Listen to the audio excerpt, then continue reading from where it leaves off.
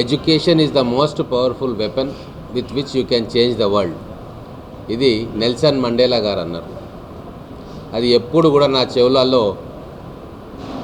మారుమోగుతూ ఉంటుంది. భారతదేశంలో అభివృద్ధి, అసలైన అభివృద్ధి రావాలంటే మన పిల్లలు నాణ్యమైన విద్యను వాళ్ళకు అందిస్తే తప్ప అది సాధ్యం కాదు. మనం కొత్తగా రాష్ట్రం ఏర్పాటు చేసుకున్నాం. అన్ని వనరులు మన తెలంగాణ రాష్ట్రానికి ఉన్నాయి. కానీ మన పిల్లలు ఇంకా విద్యలో వెనుకబడిపోతూ ఉన్నారు. ముఖ్యంగా గ్రామీణ ప్రాంత విద్యార్థులు హైదరాబాద్ లాంటి నగరాల విద్యార్థులతోటి పోటీ పడలేకపోతూ ఉన్నారు. ఒక ఆత్మన్యూన్యత భావంతో వాళ్ళు ఎంత టాలెంట్ ఉన్నా కూడా వెనకనే ఉంటున్న సందర్భం చూసినాం. అందుకే ముఖ్యంగా వలసల జిల్లాగా పేరుగాంచిన మన మహబూబ్నగర్ జిల్లా, ఇక్కడ పిల్లల్లో టాలెంట్ ఉన్నా కూడా మంచి అవకాశాలు లేక వాళ్ళు జీవితంలో ముందుకు పోలేకపోతూ ఉన్నారు. ఇటువంటి సందర్భంలో నేను ఎమ్మెల్యే అయిన తర్వాత గౌరవ ముఖ్యమంత్రి గారితో కూడా నా ఆలోచనలు పంచుకున్న తర్వాత మహబూబ్నగర్ను ఎడ్యుకేషన్ హబ్గా తీర్చిదిద్దాలన్న నిర్ణయం తీసుకున్నాం.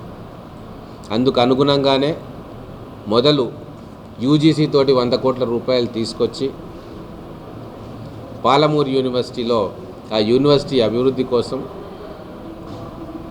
అలాగే అక్కడ ఇంజనీరింగ్ కాలేజు, లా కాలేజీను మొదలు శాంక్షన్ చేయించుకున్నాం. దాని తర్వాత తెలంగాణలోనే ప్రతిష్టాత్మకమైన IIITని బాసరలో ఉంది, ఇంకొకటి మహబూబ్ నగర్కు తీసుకురాగలిగినాం గౌరవ ముఖ్యమంత్రి గారి సహకారంతో.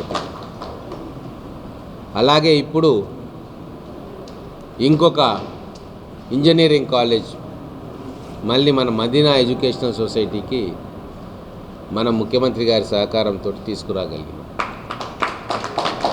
ఎడ్యుకేషనల్ హబ్ కావాలి అంటే కేవలం ప్రభుత్వ కళాశాలలతోటి సాధ్యం కాదు.